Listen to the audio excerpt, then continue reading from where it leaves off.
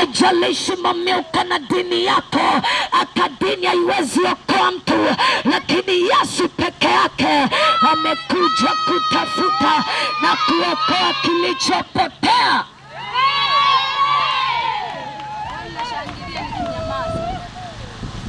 Haleluya!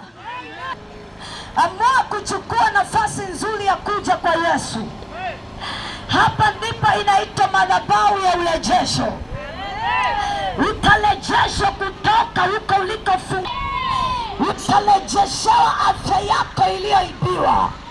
Utarejeshewa ndoa yako ambayo imeshikiliwa na maadui. Wanatembea wanapishana, lakini wewe hapo hakuna amani, kwa sababu kuna gereza linatafuna afya yako. Kuna gereza linatafuna mapigo ya moyo. Unaona mapigo ya moyo yanakimbia, yanakwenda kasi.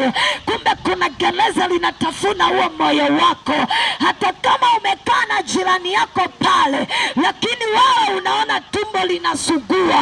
Hata kama uko katika Tanzania ya amani, lakini wewe una amani na afya yako. Hauna amani na makalio yako. Hauna amani na maziwa yako, maana yanavutwa. Lakini siku ya leo amua kumpa Yesu maisha yako. Kila gereza litakuachia. Haleluya! Kila gereza litakuachia. Yesu maisha yako wakati huu. Watu wako ndani ya gereza.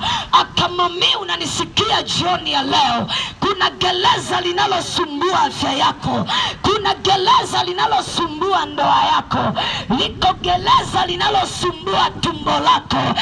Yesu amenituma jioni ya leo kwa watu wa Jasco kukutoa kwenye gereza ambalo wachawi wame